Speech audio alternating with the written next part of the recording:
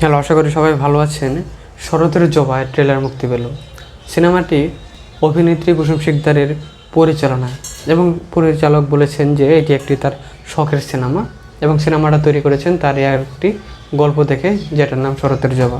যদিও তিনি বলেছেন যে এটি একটি শখের সিনেমা তার জন্য, কিন্তু আমার জন্য এত শখ লাগে নাই সিনেমাটা দেখার, কারণ ট্রেলার দেখে এত আগ্রহ লাগে নাই। বিষয়টা হচ্ছে যে ট্রেলারটা কেমন হয়েছে। ট্রেলার আসলে অ্যাভারেজের চাইতে নর্মাল হয়েছে বা অ্যাভারেজ হয়েছে বলা যায়।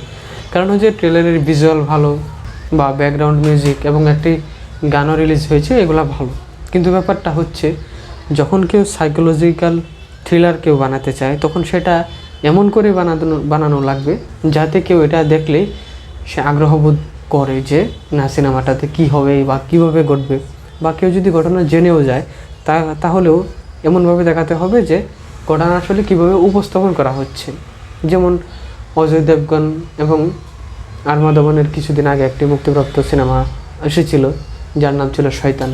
শয়তান সিনেমার কাহিনী কী বা এসব কিন্তু আমরা জানতাম, কিন্তু সেটা এমনভাবে উপস্থাপনা করছে ট্রেলারের মধ্যে যাতে আমাদের আগ্রহ লাগে না সিনেমাটা কীভাবে ঘটনাগুলো ঘটতেছে সেটা আমরা দেখব।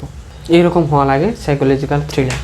যদিও মেইন যে সিনেমা শয়তান সিনেমা, যেখান থেকে রিমেক করেছে ভাস নামক সিনেমা থেকে, গুজরাটি সিনেমা, ওটার ক্লাইম্যাক্স আরও জটিল ছিল, দুর্দান্ত ছিল। সেই অনুযায়ী শয়তান সিনেমার ক্লাইম্যাক্স নর্মাল করেছে, তাও সিনেমাটা ভালো করেছে। বাংলাদেশেও সাইকোলজিক্যাল থ্রিলারের সিনেমা হয় এবং যেখানে কিছুটা হরর মিশ্রণও থাকে, কিন্তু সেগুলা তেমন জনপ্রিয়তা পায় না। যদিও একটা মোটামুটি জনপ্রিয়তা পেয়েছিল, যেটা হুমায়ুন আহমেদের দেবী গল্প অবলম্বনে করা হয়েছিল, দেবী সিনেমাটা, জয়া আহসান যেখানে প্রধান চরিত্রে অভিনয় করেছেন। কিন্তু সেই সিনেমাটা চলেছে মূলত চঞ্চলের স্টারডামের কারণে এবং জয়া আহসানের স্টারডামের কারণে।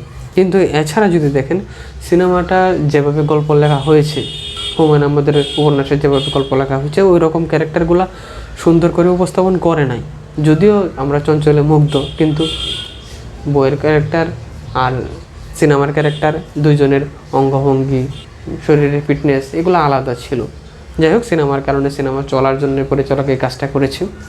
যাই হোক, কিন্তু আমরা যদি এই সিনেমা ছাড়া দেখি, বর্তমানকালে বাংলাদেশি হোক বা বাংলাদেশের বাইরে হোক, যেসব ক্রাইম থ্রিলার হচ্ছে বা হরর জনরার ভিত্তিক সিনেমা হচ্ছে, সেগুলা খুবই দুর্দান্ত গল্প দেয়। কিন্তু এই সিনেমার ট্রেলার আপনারা দেখেন, যদিও সিনেমার ট্রেলার টিজার দুটোর ডায়লগগুলা একই, জাস্ট টিজার থেকে সামান্য বড় করেছে কয়েক সেকেন্ডের, কয়েকটা ডায়লগ বাড়তি দিয়ে ট্রেলার করে ফেলেছে।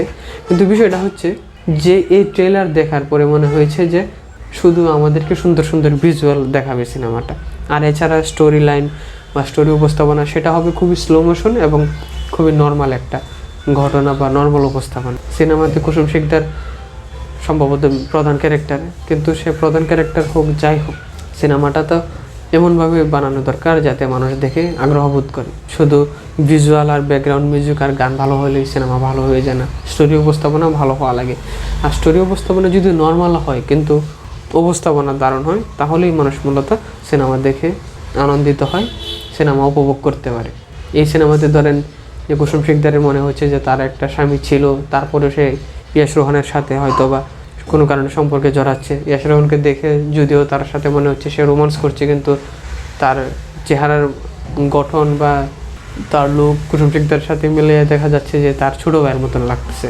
ইয়াশ রোহানকে কুসুম শিকদারের সাথে আসলে মানাচ্ছে না, যদিও গল্পের কারণে হয়তো বা ওই রকম যদি দেখায় সেটা ভিন্ন কথা, কিন্তু নর্মালি তাদের চেহারার সাথে যাচ্ছে না। আর এছাড়াও এই সিনেমাতে দীর্ঘদিন পর জিতু হাসান অভিনয় করছেন, দীর্ঘ সময় গ্যাপের পর সে মোটামুটি ভালোই অভিনয় করেছে। আর জিতু হাসানের সাথে আর একটা যে অ্যাক্ট্রেস, তার নামটা এই মুহূর্তে মনে নেই, তার অভিনয় আসলে এতটা ভালো হয়নি। কোনো কোনো সিনে ভালো হয়েছে, আবার কোনো সিনে ভালো লাগেনি। সব মিলিয়ে বলবো যে এটা কুসুম শিকদারের জন্য হয়তো বা স্পেশাল সিনেমা, অনেক পরিশ্রম করে কাজ করেছেন। তবে সিনেমা দেখার আগ্রহই এই ট্রেলার দেখে লাগছে না। গান দেখে মনে হচ্ছে যে গানটা ভালো হয়েছে, কিন্তু ট্রেলার দেখে না। তাও আশা করব সিনেমাটা যাতে উপন্যাস না হয়ে যায়, সিনেমায় থাকে, এবং সিনেমাটা যাতে দর্শক দেখে উপভোগ করে। কারণ সিনেমা যদি শুধু ভিজুয়ালের জন্য হয়, তাহলে সিনেমা না দেখে মানুষ ডকুমেন্টারি দেখবে, সিনেমা দেখতে আসবে। তাও দেখা যাক কেমন হয়। সিনেমা মুক্তির জন্য অপেক্ষায় রইলাম।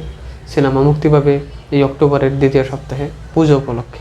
দেখা যাক কী হয়। আজকে তাহলে এ পর্যন্তই। সবাইকে ধন্যবাদ।